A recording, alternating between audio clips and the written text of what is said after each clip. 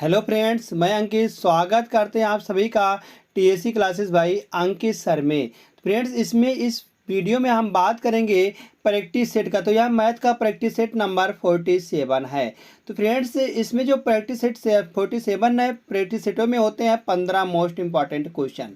जो 15 most important question है, यह इन सभी का प्रीवियस ईयर का प्रश्न होना किसका है, जैसे railway, bank, SSC, SSC CGL, SSC GD, SSC MTS, SSC CSL, ITBP, SSB, BSF, CPO, Agniveer, ALP technician, UP triple SC PET, CRPF, army, navy, CTET, UP BEd, bank PO, group D, air force, CDS, NTPC, RPF, UP police, दरोगा, IB, SST stenographer या किसी भी state के किसी भी exam के जिसमें math पूछा जाता है, उन सभी का जो है यह उन सभी के लिए बहुत ही महत्वपूर्ण होने वाला है। और जो प्रीवियस ईयर क्वेश्चन है वह उन सभी का प्रीवियस ईयर का यह क्वेश्चन है। चलते फ्रेंड्स महत्वपूर्ण पहले प्रश्न पर। तो महत्वपूर्ण जो पहला प्रश्न दिया गया है, याद 6 अंकों की संख्या 57 जेड एक्स वाई और 8 है। तो बताया गया है कि 7, 11 और 13 में से प्रत्येक में से विभाज्य है। तो 7, 11 और 13 से अगर कोई भी संख्या विभाज्य होती है तो 7, 11 और 13 का एलसीएम क्या होता है, 1001 से हम कहेंगे वह संख्या पूरी तरह से विभाजित होगी। तो 1001 से संख्या कौन सी विभाजित होती है, तो हम कहेंगे 1001 से संख्या का जैसे दिया गया कहीं पर 9, 3, 4 और फिर उसके बाद दिया गया 9, 3, 4, मतलब कि कहेंगे 3 अंक वहाँ पर रिपीट होते हैं। यह संख्या जो है 1001 से पूरी तरह से विभाज्य हो जाएगी। और 7, 11, 13 से भी, जब 1001 से विभाज्य है तो 7, 11, 13 से भी विभाज्य, क्योंकि यह इसका एलसीएम है। तो यहाँ से देखते हैं, अगर हम बात करते हैं इसमें तो 57 दिया गया है, उसके बाद एक्स दिया गया, जेड दिया गया है, एक्स दिया गया है और वाई दिया गया है और 8 दिया गया है। तो यहाँ से देखते हैं, हम लिखते हैं 57, 8 और 57, 8। इसको लिखने पर तो यहाँ पर देख रहे हैं जेड बराबर निकल के आ रहा है, जेड बराबर 8 निकल के आ रहा है, एक्स बराबर 5 और वाई बराबर 7।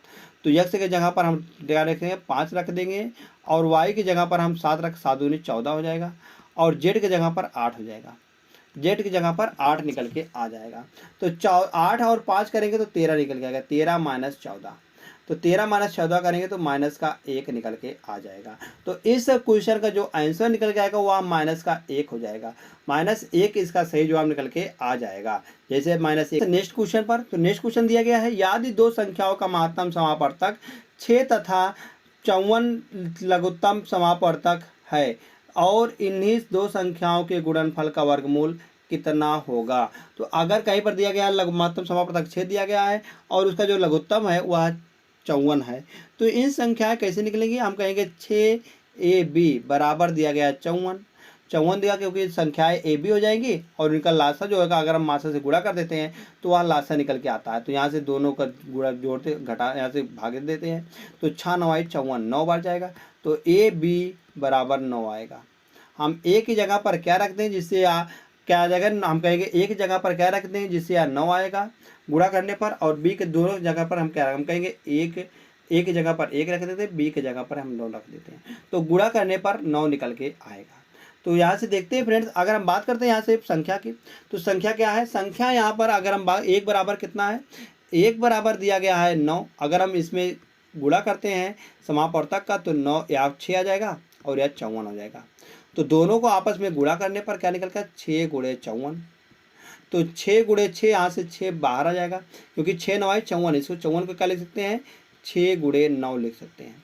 तो 6 यहाँ से एक 6 और एक 6 यहाँ पर है, तो दोनों का वर्ग करें तो बाहर आ गया 6, तो अंदर में 9 है, 9 को क्या लिख सकते हैं 3 गुणे 3, तो 1 3 बाहर निकल जाएगा, तो 6 3 18। तो इसका सही जवाब क्या लिखेगा, इन संख्याओं का गुणनफल क्या निकल के आएगा, 18 निकल के आ जाएगा। तो 18 किस ऑप्शन में दिया गया, 18 ऑप्शन नंबर बी में दिया गया है। तो ऑप्शन नंबर बी में इसका जवाब सही जवाब निकल के आ जाएगा, इन संख्याओं का गुणनफल का वर्गमूल। तो इन संख्या कितनी है, 6 और 54 है, तो इनका संख्या का गुणनफल का वर्गमूल 18 निकल के आ जाएगा। 18 ऑप्शन नंबर बी में, 18 ऑप्शन नंबर बी जैसे सही होता है तुरंत हम। नेक्स्ट क्वेश्चन है, क्वेश्चन नंबर 3 है, एक व्यक्ति का मासिक व्यय उसकी मासिक बचत से 66.2/3% अधिक है। 66.2/3% का अगर हम भिन्न निकालते हैं तो 2/3 होता है। तो 2/3 मतलब 3 से 2 अधिक है। तो क्या अधिक है? उसकी मासिक बचत से व्यय अधिक है, व्यय अधिक होने वाला है। अगर बचत को हम 3 मान लेते तो बचत कितनी है? 3 है, 3 हो जाएगा बचत यहाँ पर। और व्यय के अंदर व्यय हो जाएगा, अगर इसकी व्यय की बात करते हैं तो 3 2 5 हो जाएगा, क्योंकि अधिक बताएगा तो 5 हो जाएगा। अगर इसकी आय की बात करते हैं हम, आय कितनी हो जाएगी? 5 और 3 8 निकल के आ जाएगी। यहाँ पर उसकी आय हम 800 मान लेते हैं, 500 और 300 मान लेते हैं हम। तो कहा गया उसकी मासिक आय में 44% की वृद्धि होती है, 44% की वृद्धि होती है, और उसके मासिक व्यय में 60% की वृद्धि होती है। व्यय में भी 60% की वृद्धि और इसमें 44%। अगर हम इसका 44% की वृद्धि करते हैं तो इसका 44% कितना निकल गया फ्रेंड्स? 44% करते हैं तो 2 0 2 0, 8 चौक 32, 8 चौक 32 और 8 चौक 32 करेंगे, 32 और 3 करेंगे तो 37 निकल के आएगा। 32 3 तो 37 निकल के आ जाएगा। 32 3 35 निकल के आएगा। 35 352 हो जाएगा, 352। और उसके बाद व्यय में कहा गया 60% की वृद्धि। 60% की वृद्धि मतलब 60% निकाल दे तो 2 0 कट जाएगा, तो 6 पंचे 30, 300 आ जाएगा। तो 52 में बचत कर रहा है, 52 बचत कर रहा है फ्रेंड्स। तो 52 बचत कर रहा है, कितना यहाँ पर? तो उसका बचत कर रहा है, वहाँ पर 52 बचत कर रहा है। बाकी जो दिया गया वहाँ पर 52 बराबर 10 40 दिया गया है। वाकई में जो बचत हो रही है तो उसकी मासिक बचत में 10 40 की वृद्धि होती है। यहाँ पर वृद्धि हो रही 52 की, तो 52 बराबर दिया गया 10 40। तो यहाँ से हम 1 की वैल्यू निकाल लेंगे, क्योंकि हमको निकालना है आरंभिक व्यय कितना है। हमको व्यय निकालना है 500 रुपये का, हमको 500 का मान निकालना है। तो 1 बराबर निकल के आएगा। अगर 1 बराबर निकलते हैं यहाँ से तो 1 बराबर आ जाएगा 20। 1 बराबर कितना निकल के आएगा? 20 निकल के आ जाएगा। तो 1 बराबर 20 आएगा, तो हमको निकालना है 500 बराबर। तो 500 बराबर करेंगे 20 गुणे 500, तो आएगा 5 दूनी 10। तो 1 2 3 0 और बढ़ जाएंगे तो 10,000 निकल के आ जाएगा। उसकी जो मासिक आरंभिक व्यय थी वह 10,000 रुपये थी। 10,000 किसमें? ऑप्शन नंबर सी में दिख रहा है। ऑप्शन नंबर सी इसका सही जवाब निकल के आ जाएगा। फ्रेंड्स आशा करते हैं आपको यह प्रश्न समझ में आया होगा।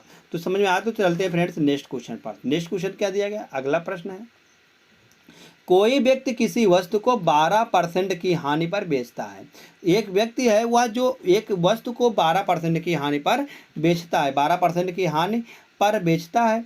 यदि वह इस वस्तु को 10.5% लाभ पर बेचता तो उसे 112.5 रुपये जो है अधिक मिलता। तो 111.5 रुपये जो है साढ़े 12 मतलब 112.5 रुपये जो है उसे अधिक मिलता। तो कितने पर अधिक मिलता? पहले 12% की हानि पर बेच रहा है, अब वो लाभ पर बेच रहा है। तो लाभ और हानि का जो अंतर निकल के आएगा वह इन दोनों को जोड़ने पर आ जाएगा। जोड़ने पर कितना आ रहा है? 12 10 22, 22.5% बराबर दिया गया है, 112.5 दिया गया है। यहाँ से हम दशमलव से दशमलव हटा देंगे, तो यहाँ से 1% बराबर हमको निकालना है। तो वस्तु का अधिक मिलता है, तो वस्तु का मूल विक्रय मूल्य क्या था? तो वस्तु का विक्रय मूल्य हमको निकालना है शुरुआत का। तो शुरुआत का मतलब 12% की हानि, 12% की हानि मतलब 88% का हमको वैल्यू निकालना है। तो 1% बराबर इतना निकल के आएगा। तो 1% बराबर क्या निकल के आएगा? 112 मतलब कि 1125 बटे 225 हमको निकालना है 88% का मान, क्योंकि 12% के हानि पर बेच रहा है तो 88% का मान निकालना है। तो गुणे 88 कर देंगे हम, तो यहाँ से निकल के आएगा उसका मान। तो यहाँ से काटा पीटियाँ मचाएंगे, पहले काटते हैं इसको 5 से, हम काटते हैं तो 5 से काटते हैं। तो 5 से काटने पर यहाँ पर 5 चौक 20, 2 22, 25 हो जाएगा, 50 25। फिर इसको काटते हैं 5 से, 5 दूनी 10, 11 12, 5 दूनी 10, 25 50 25। तो इसको काटते हैं फ्रेंड्स 45 से। 45 से काटने पर फ्रेंड्स कितनी बार जा रहा है? अगर इसको काटेंगे तो 45 से काटने पर यहाँ जाएगा 5 बार। कितनी बार जाएगा फ्रेंड? 5 बार चला जाएगा। तो 5 बार जाएगा यहाँ, तो 88 गुणे हम 5 करेंगे, तो 88 8 पंचे 40, 8 पंचे 40, 4 44, तो 440 निकल के आएगा। तो 440 किस में दिख रहा है? हम कहेंगे 440 जो होगा इसका विक्रय मूल्य आएगा वह दिख रहा है ऑप्शन नंबर ए में। ऑप्शन नंबर ए इसका सही जवाब निकल के आ जाएगा। जैसे ऑप्शन नंबर ए सही आता है फ्रेंड्स, तुरंत हम भागते हैं नेक्स्ट क्वेश्चन की ओर। तो जो क्वेश्चन नंबर नेक्स्ट है वह दिया गया 38 गेंदों को 2240 में भेजने पर 6 गेंदों के क्रय मूल्य के बराबर हानि होती है। तो एक गेंद का क्रय मूल्य क्या निकल के आएगा, हमको क्रय मूल्य निकालना है। तो बताया गया है कि 6 गेंदों के क्रय मूल्य के बराबर हानि होती है। कितने गेंदों के? 6 गेंदों के क्रय मूल्य के बराबर होने। अगर हमारा हानि हो रहा है तो हानि होने पर क्या होता है फ्रेंड्स, जहाँ पर हानि होती है तो जहाँ पर हानि होती है वहाँ पर होता है CP माइनस SP होता है, CP माइनस SP होता है। तो यह दिया गया है 35, 38 गेंदों का 38 माइनस, यहाँ पर निकल के आएगा 38 माइनस 38, जो कि जितना खरीद रहे हैं उतना हम बेचेंगे। तो 38 माइनस 38 बराबर 6 गेंद, 6 गेंद के क्रय मूल्य मतलब 6 गेंद के CP के बराबर। तो यहाँ से हम काटा पीटी मचा देंगे। तो 38 को 6 को हम उधर लेकर जाएंगे और 38 को हम इधर लेकर जाएंगे। 38 SP बराबर, तो 6 को हम उधर लेकर जाएंगे, 6 को उधर लेकर जाएंगे, 32 आएगा, 32 CP, 32 CP निकल गया क्योंकि 38 में से 6 चला जाएगा तो 32 बचेगा। तो यहाँ से देखते हैं, इसको हम काटे थे, काटने पर क्या निकल गया? अगर हम काटते हैं तो 16 दूना 32 और 19 दूना 38। SP और CP का रेशियो कितना निकल गया फ्रेंड्स यहाँ पर? तो SP और CP का रेशियो निकल के आ रहा है 16 दूना 32, 16 दूना 32 और 19 दूना 38, 19 दूना 38 निकल के आ रहा है। और कहा गया है बेचने पर कितने पर? 16 बराबर दिया गया है 2240, 16 बराबर दिया गया है 2240। तो यह है 16 वस्तुओं का विक्रय मूल्य है। तो हमको निकालना है कि एक गेंद का क्रय मूल्य कितना निकल के आएगा। तो एक गेंद का क्रय मूल्य कितना निकल के आएगा? अगर 16 बराबर 2240 है तो यहाँ से एक बराबर हम निकाल लेंगे। तो एक वस्तु का क्रय मूल्य, एक वस्तु का विक्रय मूल्य कितना निकल के आएगा? तो एक वस्तु का जो विक्रय मूल्य निकल के आएगा वह निकल के आएगा, अगर हम यहाँ से भाग देते हैं 16 से, तो 16 एक नम 16, 16 एक नम 16, 8 84 हो जाएगा। कितना हो जाएगा फ्रेंड? 16 8 का 16 और 4 करेंगे तो 4 2 6 64 हो जाएगा। तो 16 चौका 64, 140। तो एक बराबर 140 निकल के आएगा। तो 19 बराबर निकाल लेंगे यार, यहाँ से निकाल लेंगे। एक बराबर 140 है तो 19 बराबर क्या होगा? 19 गुणे 140 आएगा। तो यहाँ से 19 गुणे 140 निकल के आएगा। तो हमको निकालना है 19 गुणे 140, 19 गुणे 140, यह हो जाएगा 19 वस्तु का, 19 वस्तु का, क्योंकि यह दोनों आपस में बराबर है इन रेशियो का। तो 19 रेशियो का आएगा। तो हमको निकालना है एक रेशियो का। तो एक रेशियो कितनी गेंदें थी? 38 गेंदें थी। तो यहाँ पर 38 से हम भागा ले लेंगे।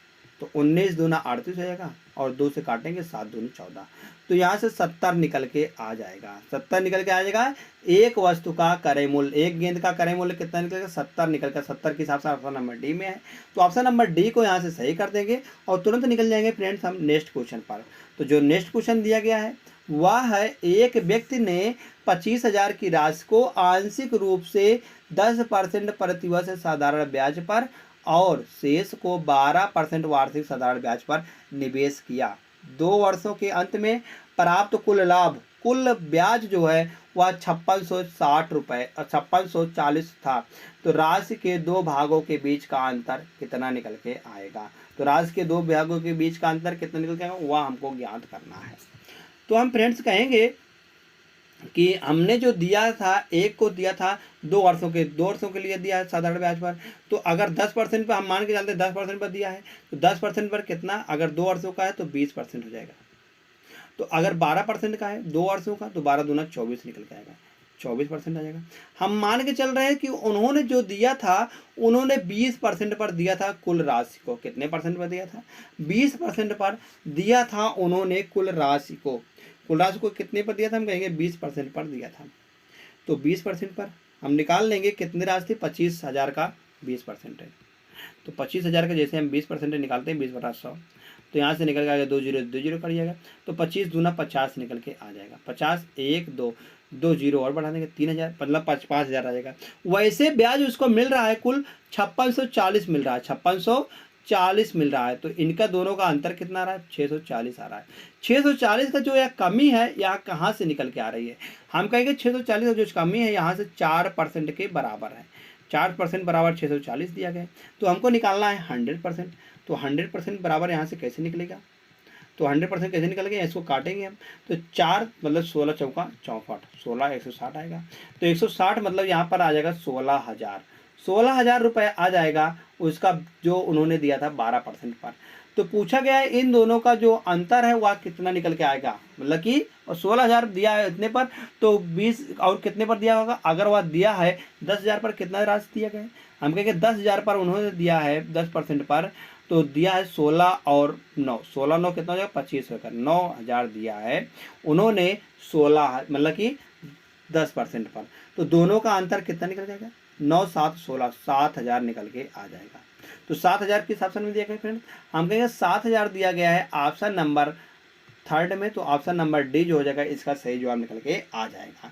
जैसे ऑप्शन नंबर डी आता, आशा करते फ्रेंड्स आपको यह प्रश्न अच्छी तरीके से समझ में आया है। समझ में आया होगा तो फ्रेंड्स धन्यवाद। चलते हैं फ्रेंड्स एक और नेक्स्ट क्वेश्चन पर। तो नेक्स्ट क्वेश्चन क्या है, अगला प्रश्न दिया गया है। अगला प्रश्न है क्वेश्चन नंबर 7 है, RS 62,500 की राशि पर प्रत्येक 8 माह में चक्रवृद्धि होने वाली 12% वार्षिक ब्याज दर पर 2 वर्षों में प्राप्त चक्रवृद्धि ब्याज कितना हो जाएगा।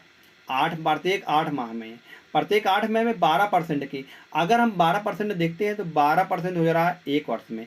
एक वर्ष में कितने महीने होते हैं, 12 महीने होते हैं, तो 12 माह बराबर 12%, एक माह बराबर 1%, तो 8 माह बराबर 8%, 8 माह बराबर 8%, तो 2 माह का निकालना है। 2 माह में कितने, अगर 2 वर्ष की बात करें तो 2 वर्ष में कितने माह होते हैं, हम कहेंगे 24 माह होते हैं, 24 माह होते हैं। माह को 8 से भागा देंगे तो 3 वर्ष मतलब 3 बार बनेगा, तो एक इधर बनेगा 8 का, फिर एक 8 का, फिर एक 8 का, 8 का 3 बार करेंगे तो 24 महीने आएगा। 24 महीने बराबर 2 वर्ष होते हैं। तो यहाँ से 8% देगा एक साल, फिर एक साल 8% देगा, फिर एक साल 8% देगा। अगर हम 8% निकालते हैं फ्रेंड्स तो 8% होता है 8/100, तो 8/100 मतलब 25 चौका 100, 25 चौका 100 और 25 2/25, 2/25 निकल के आएगा। तो 25 से 27 हो जा रहा है कितना परसेंट, एक बार से 25 से 27 हो रहा है, फिर 25 से 27 हो रहा है, फिर 25 से 27 निकल के आ रहा है। तो यहाँ से देखेंगे 25 गुणे 25 और 25 गुणे 25, यहाँ 27 गुणे 27 गुणे 27, इसका ब्याज कितना आएगा, अगर हम इसमें दोनों में से घटा देंगे क्योंकि हमको चक्रवृद्धि ब्याज निकालना है, तो दोनों में से घटाने पर जो आएगा वही ब्याज निकल जाएगा। यहाँ से दिया गया है 25 गुणे 25 गुणे 25 बराबर कितना दिया गया फ्रेंड्स, यहाँ पर 625 दिया गया, कितना 6225 दिया गया है। राशि कितनी है, राशि यहाँ पर दिया गया है इतना, तो इतना बराबर हम देख देंगे 25 625 00, तो देखते हैं यहाँ पर 25 गुणे 25 करेंगे तो 625, 25 50 में 25 गुणे 5 करेंगे तो 25 गुणे 5 बराबर 25 गुणे 25 करेंगे तो 625 आएगा। यहाँ से 100 काट देते हैं हम, तो 25 चौका 100, 25 चौका 100, तो 1 बराबर 4 निकल के आ रहा है, 1 बराबर 4 निकल के आ रहा है। तो 27 और इतने का अंतर निकालते हैं हम, इतने का अंतर निकालने पर फ्रेंड्स कितना आएगा, अगर हम 27 गुणे 27 करते हैं, 27 अगर 25 यहाँ से ब्याज निकालना हमको, 25 गुणे 25 गुणे 25 करने पर कितना निकल के आएगा, अगर हम 25 गुणे 25 करते हैं तो यहाँ से निकल के आने वाला है 1 बराबर 4 होता है, तो 27 गुणे 27 करने पर कितना आएगा, 27 गुणे 27 करने पर आएगा 729, 729 गुणे 27 करने पर आएगा 19,683, 19,683 में से अगर हम 25 गुणे 25 का 625 गुणे 25 करते हैं 15,625 आएगा, 15,625 निकल के आएगा। अगर हम इसमें से इसको घटाते हैं तो यहाँ पर आएगा 4058 गुणे 1 बराबर अगर 4 है तो 4 से हम गुणा कर देंगे यहाँ पर, तो 4 से गुणा करने पर अगर हम इकाई के अंक देखते हैं तो इकाई के अंक पर 8 चौक 32 आता है, 8 चौक 32 आता है, 2 आता है। उसके बाद देखिए फ्रेंड्स यहाँ पर 2 आता है, तो 2 ऑप्शन मतलब कि यह वाला गलत हो जाएगा, यह वाला, यह भी सही हो सकता है और यह भी। तो देखते हैं आखिरी का हम 2 अंक से बात करते हैं, तो 32 आएगा, तो 8 चौक 32 और 8 चौक 32 के 3, तो आगे क्या आएगा उसके बाद 5 चौक 20, 5 चौक 20 3 23, तो आखिरी के 3 अंक से बात करते हैं तो यहाँ पर आ जाएगा 23 32, 23 32 4 चौक 16, तो 16,232 किसमें, ऑप्शन नंबर बी में दिख रहा है फ्रेंड्स, ऑप्शन नंबर बी इसका सही जवाब निकल के आ जाएगा। फ्रेंड्स यार थोड़ा सा प्रश्न जो है यार थोड़ा सा टिपिकली हो गया है हमारे कहने से मतलब से, क्यों टिपिकली कुछ नहीं है, टिपिकली यह है वह दिया गया 12% दिया गया वार्षिक, तो 1 वर्ष का कितना हो जाएगा, हम कहेंगे 1 माह में 12 वर्ष होते हैं, तो 1 वर्ष में 12 महीने होते हैं, तो 12 महीने होते हैं तो 12 माह बराबर 12%, तो 1 माह बराबर 1%, 8 माह बराबर 8% आएगा। तो निकालना है हमको 2 अर्थ का, 2 अर्थ का आएगा तो 8 का 2 अर्थ में कितना बनेगा, हम कहेंगे 2 अर्थ में 24 महीने होते हैं, तो 8 तिरिक 24, तो 3 का बनेगा। तो कहा गया 8%, 8% का हम निकाल लेंगे यहाँ से 8/100, तो 8/100 से मतलब 2/27 आएगा, 2/25 आएगा। तो 25 से 27 हो रहा, पहली बार से दूसरी बार 25 27, फिर तीसरी बार 25 27, तो यह जो निकल के आएगा, यह निकल के आता है मूलधन, और यह निकल के आता है ब्याज, उसका चक्रवृद्धि ब्याज इतना, सॉरी चक्रवृद्धि ब्याज, यह आता है मिश्र धन, चक्रवृद्धि मिश्र धन आता है। तो ब्याज जो निकल के, ब्याज इन दोनों का अंतर, चक्रवृद्धि जो ब्याज आएगा CI, वह इन दोनों का अंतर निकल के आएगा CI। तो यहाँ से हम अंतर भी कर लिए हैं, तो अंतर करने पर यह निकल के आ रहा है फ्रेंड्स, यहाँ पर निकल के आ रहा है 40 58, और 1 बराबर यहाँ से देख लेंगे, यहाँ पर जो राशि है, राशि वाकई में जो राशि थी वह 625 मतलब 62,500 थी, और हमने माना था 25 × 25 मतलब 15,625 माना था। तो यहाँ से 1 बराबर निकल के आ रहा है 4, तो 4 से यहाँ पर हम गुणा कर दें, जो अंतर आएगा तो वही आ जाएगा 16,232। तो जैसे 16,232 आता है फ्रेंड्स, तुरंत हम चलते हैं नेक्स्ट क्वेश्चन पर। नेक्स्ट क्वेश्चन क्या है, अगला प्रश्न है, RS यक्ष की राशि को A, B और C को के इस बीच इस प्रकार विभाजित किया जाता है कि A और C के हिस्से का अनुपात 8:7 है। A और C के हिस्से का अनुपात जो है 8:7 है, और B और C के हिस्सों का अनुपात जो है वह 2:3 है। B और C के हिस्सों का अनुपात जो है 2:3 है, तो 2:3 निकल के आ जाएगा। तो जो बचता है वहाँ पर गुणा कर देते हैं हम, क्या बचता है यहाँ पर 7 है, यहाँ पर 7 से गुणा कर देंगे, और 2 है, 2 से गुणा, 8 दूनी 16, 7 दूनी 14, और 7 तिरिक 21। तो पूछा क्या गया है, पूछा गया है कि A और B के हिस्सों के बीच का अंतर 240 है। तो यक्ष का मान मतलब वह राशि पूछी गई है, तो दोनों के बीच का अंतर देख रहे हैं यहाँ से 16 और 5, 16 और 5 21 आ रहा है, 5 बराबर दिया गया 240। हमको निकालना है 16 14 और मतलब कि 16 14 30 हो जाएगा, 30 और 21 मतलब कि 30 और 21 कुल मिलाकर आएगा 30 51 का रेशियो निकालना है। 51, 5 बराबर दिया गया 240, तो 1 बराबर कितना निकलता है फ्रेंड, 1 बराबर निकल के आएगा यहाँ से, अगर हम 1 की वैल्यू निकालते हैं तो 5 चौक 20, 5 चौक 20 और 8 पंचे 40, 8 पंचे 40, तो 1 बराबर 48 आएगा। तो 51 × 48 कर देंगे हम, 51 × 48। तो इकाई के अंक से बात करते हैं, यहाँ पर इकाई के अंक पर क्या निकालना है, 8 आने वाला है। तो इकाई के अंक पर 8 सिर्फ एक में ही दिया गया है, एक में दिया गया, किस में दिया गया, ऑप्शन नंबर डी में दिया गया है। तो ऑप्शन नंबर डी हम कर देंगे फ्रेंड्स, सही जवाब निकल के आ जाएगा। जब एक में ही दिया गया हमारा सिर्फ 8 ही इकाई के अंक पर, तो वही सही जवाब निकल के आ जाएगा, जैसे ऑप्शन नंबर डी सही है। तो फ्रेंड तुरंत हम भागते हैं नेक्स्ट क्वेश्चन पर। तो जो नेक्स्ट क्वेश्चन दिया गया है वह है, एक बीकर में द्रव भरा हुआ है, हम चाहिए ठीक है, एक बीकर में द्रव भरा हुआ है जिसका 3 भाग जो है वह 7 भाग औषधि है, 3 भाग पानी है और 7 भाग औषधि है। तो इस मिश्रण का कितना भाग पानी से बदलने पर परिणामी मिश्रण जो है वह पानी, मिश्रण में पानी और औषधि का जो अनुपात है 1:1 हो जाएगा।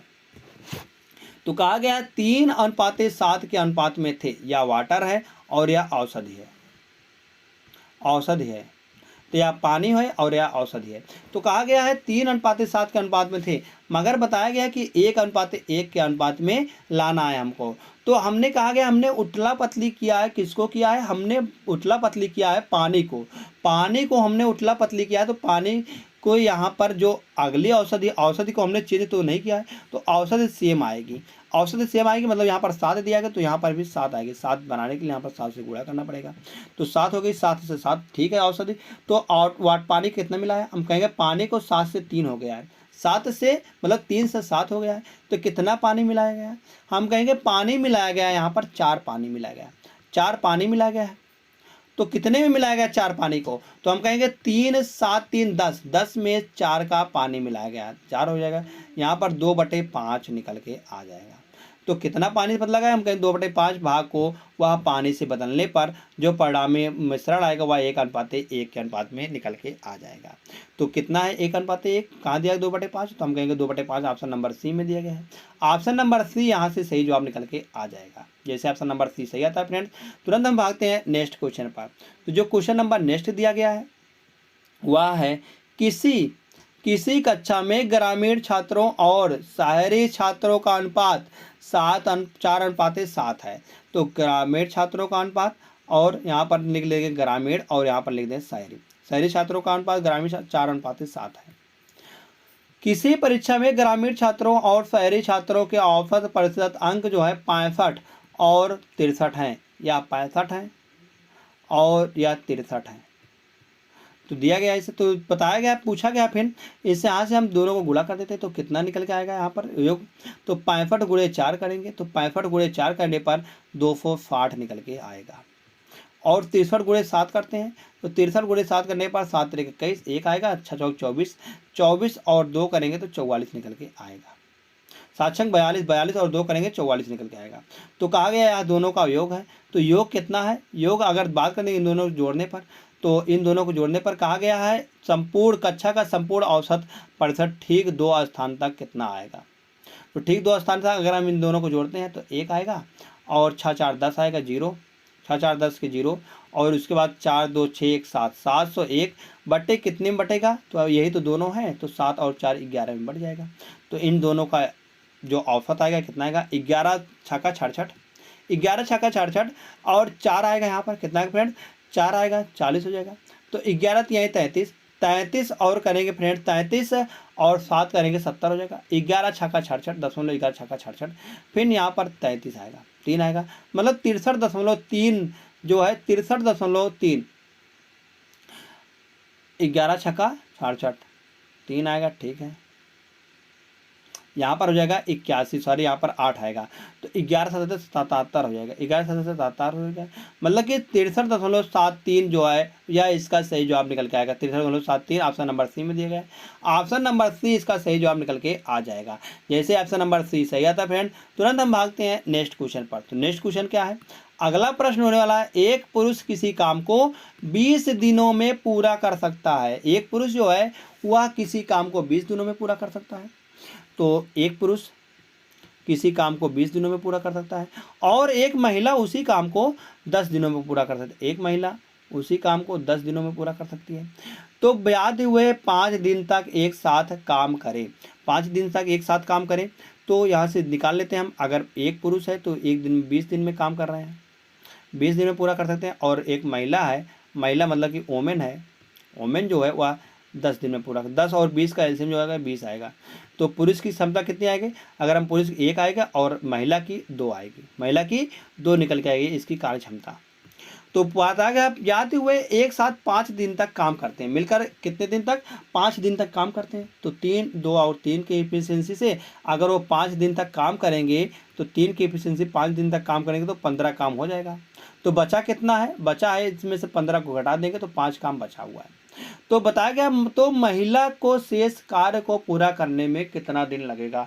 तो महिला कितने दिन में, एक दिन में, मतलब महिला जो है 2 की एफिशिएंसी से काम करती है, 2 की एफिशिएंसी है, तो यहाँ से 2 से भाग दे देंगे तो कितना दिन आएगा, हम कहेंगे दिन निकल के आएगा, 2 दूनी 4 1 5, मतलब 2.5 दिन में वह काम को पूरा कर देगी। कितने दिनों में, 2.5 दिनों में वह काम को पूरा कर देगी। तो महिला को जितना समय लगेगा वह कितना लगेगा, 2 सही 1/2 दिन लगेंगे।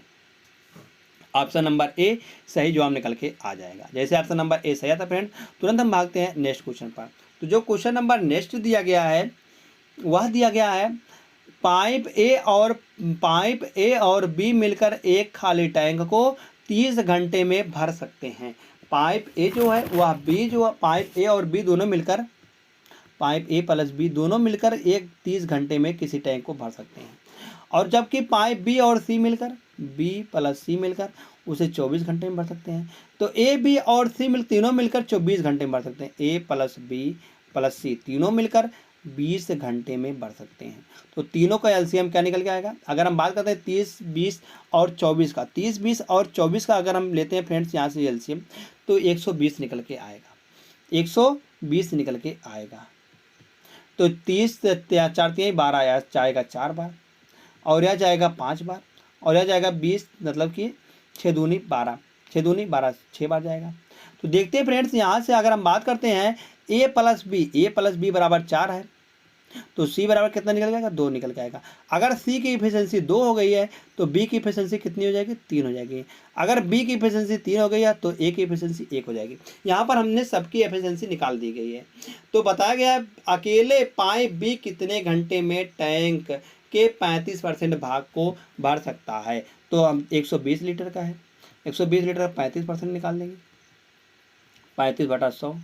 और फिर इसका निकालेंगे पाइप बी कितने घंटों में, पाइप बी की एफिशिएंसी कितनी है, हम कहेंगे 3 है, तो बटे 3 लिख देंगे।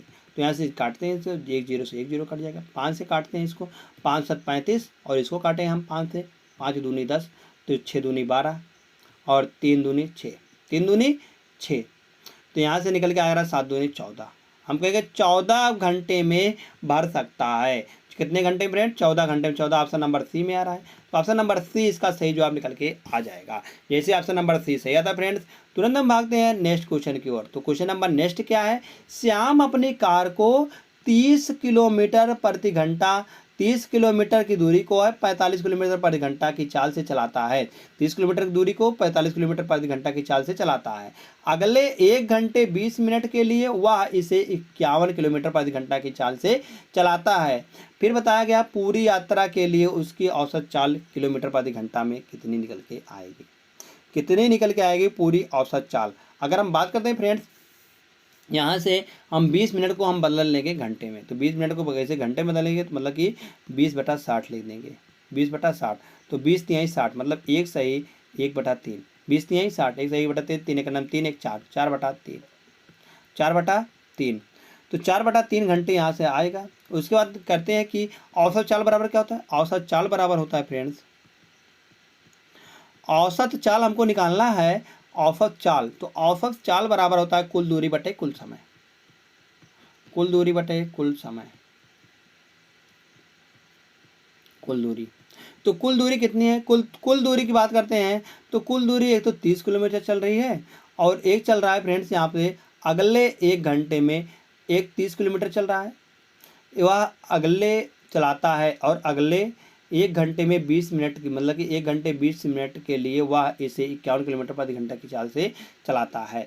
तो अगली जो दूरी आ जाएगी फ्रेंड्स वह 68 आएगी, कितनी आएगी, 68 आएगी। अगर हम बात करते हैं वहाँ से अगर 30 किलोमीटर की दूरी चाहे तो 45 किलोमीटर प्रति घंटा की चाल से चल रहा है, तो अगली दूरी कितनी है, अगली दूरी है यहाँ पर 68, कुछ मिसिंग है, कुछ मिसिंग क्या है यहाँ पर, अगले 68 किलोमीटर, 68 किलोमीटर था फ्रेंड्स यहाँ पर। तो 68 किलोमीटर की जो दूरी है वह 1 घंटे 20 मिनट में के लिए वह इसे 51 किलोमीटर प्रति घंटा की चाल से चलता है। तो 51 किलोमीटर प्रति घंटा की चाल से चलेगा अगर 1 घंटे 20 मिनट, 1 घंटे 20 मिनट, तो कितना निकल के आएगा यहाँ से निकल के आएगा 51 गुणे 4/3, 4/3 करेंगे 17 × 51, 17 × 4 = 68 किलोमीटर की दूरी निकल के आ जाएगी। तो दूरी कितनी आएगी, एक तो दूरी 30 है और 68 है, तो 30 धन 68, कुल समय कितना है यहाँ पर अगर बात करते हैं 45 को अगर हम 30 से भागा देते हैं तो कितना आएगा यहाँ पर जो समय निकल के आएगा वह समय निकल के आएगा 2/3, 2/3 आएगा और प्लस 4/3, तो दोनों को जोड़ने पर कितना आ रहा है 68, 8 आ रहा है और 6 3 9 आ रहा है, और यहाँ से जोड़ते हैं तो 3 आएगा, 3 ऊपर चलाएगा और नीचे का बचेगा 4 2 6 बचेगा, तो 3 दूनी 6, 3 दूनी 6 आएगा। तो 2 से काटते हैं इसको, 2 98 को, तो 49 दूना 98, तो हम कहेंगे उसकी जो औसत चाल होगी वह 49 किलोमीटर प्रति घंटा निकल के आ जाएगी। 49 किलोमीटर प्रति घंटा किस ऑप्शन में, ऑप्शन नंबर ए में है। ऑप्शन नंबर ए को हम सही लगा देंगे और तुरंत निकल जाएंगे फ्रेंड्स हम नेक्स्ट क्वेश्चन पर। तो क्वेश्चन नंबर नेक्स्ट दिया गया है, एक नाव धारा के प्रतिकूल 15 किलोमीटर की दूरी को 5 घंटे में तय करती है। धारा के प्रतिकूल की बात करते हैं तो धारा के प्रतिकूल होती है x - y, तो बताया गया 15 किलोमीटर की दूरी 5 घंटे में तय करती है, तो इसकी जो चाल निकल के आएगा 3 किलोमीटर प्रति घंटा निकल के आ जाएगा। और धारा के अनुकूल जो है 42 किलोमीटर की दूरी, धारा के अनुकूल मतलब x + y, वह कहा गया 42 किलोमीटर की दूरी को 6 घंटे में, 6 7 42, 3 किलोमीटर प्रति घंटा निकल के आ जाएगी।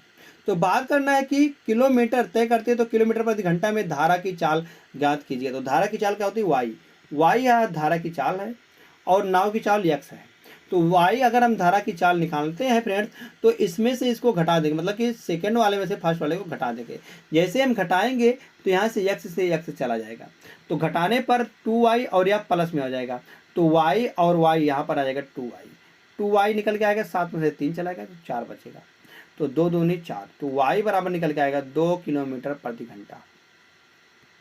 2 किलोमीटर मतलब धारा की जो चाल निकल के आएगी वह 2 किलोमीटर प्रति घंटा निकल के आ जाएगी। ऑप्शन नंबर बी में 2 किलोमीटर प्रति घंटा। ऑप्शन नंबर बी को हम सही लगा देंगे और तुरंत निकल जाएंगे फ्रेंड्स हम नेक्स्ट क्वेश्चन पर। जो क्वेश्चन नंबर नेक्स्ट है वह दिया गया है, एक 10 मीटर लंबे और 8 मीटर चौड़े आयताकार प्लाट के बाहर चारों ओर 6 मीटर चौड़ा रास्ता है, रास्ते का क्षेत्रफल मीटर स्क्वायर में कितना निकल के आएगा। तो आयताकार हम यहाँ से बनाते हैं आयताकार, यह है 10 मीटर का और यह है 8 मीटर का। तो कहा गया है इसके चारों तरफ 6 मीटर का, कितने मीटर का फ्रेंड, 6 मीटर का एक रास्ता, यह जो इसकी लंबाई है 6 मीटर की है, 6 मीटर की है। तो इसका जो फार्मूला होता है फ्रेंड्स, इधर भी 6 मीटर का है। इसका जो फार्मूला होता है वह फार्मूला तो क्या होता है, अगर हम बात करते हैं यहाँ से, तो बाहर का जो क्षेत्रफल होता है वह 2x यल प्लस बी प्लस का 2x, कितना होता है फ्रेंड्स, प्लस का 2x होता है। तो x बराबर क्या होता है, x बराबर होता है रास्ते की चौड़ाई। तो रास्ते की चौड़ाई यहाँ पर x है तो 6 दूनी 12 हो जाएगा, 12 और 8 करेंगे और प्लस का 10 करेंगे और गुणे 6 दूनी 12 आ जाएगा। तो 12 और 10 करें, 12 10 और आप 12 और 8 करेंगे तो 20 आएगा, 20 और 10 30 आएगा, 30 गुणे 12 करेंगे, 30 गुणे 12 करेंगे तो 12 3 36, 360 निकल के आ जाएगा। तो रास्ते का क्षेत्रफल कितना आएगा, 360 मीटर स्क्वायर निकल के आएगा। ऑप्शन नंबर डी में 360 फ्रेंड्स। तो ऑप्शन नंबर डी इसका सही जवाब निकल के आ जाएगा। ऑप्शन नंबर डी जैसे सही आता है फ्रेंड्स। तुरंत हम भागते हैं नेक्स्ट क्वेश्चन की ओर। तो क्वेश्चन नंबर नेक्स्ट दिया गया है, यह है फ्रेंड्स होमवर्क का प्रश्न। होमवर्क जो प्रश्न होता है या जो इससे पहले का प्रैक्टिस सेट है उसका एक या क्वेश्चन होता है। तो इसके पहले का प्रैक्टिस सेट कौन सा था, वह प्रैक्टिस सेट नंबर 46 था। तो 46 का यह एक प्रश्न है। तो इस प्रश्न को आपको कमेंट करके बताना है कि इसका सही जवाब फ्रेंड्स क्या हो जाएगा। अगर आपने प्रैक्टिस सेट नंबर 46 को बढ़िया से देखा है तब आप इसका सही जवाब बता सकते हैं। अगर आपने नहीं देखा है तो आप जाकर उसको फिर से देख लीजिएगा, तब देखिएगा यह प्रश्न कैसे वहाँ पर हमने सॉल्व किया गया है। तो धन्यवाद दोस्त। अगर आपको हमारा वीडियो अच्छा लगता हो तो प्लीज़ वीडियो को लाइक कर देना और आपने अभी तक चैनल को सब्सक्राइब नहीं किया है तो please TSC classes bye Ankit sir को जरूर सब्सक्राइब करिएगा।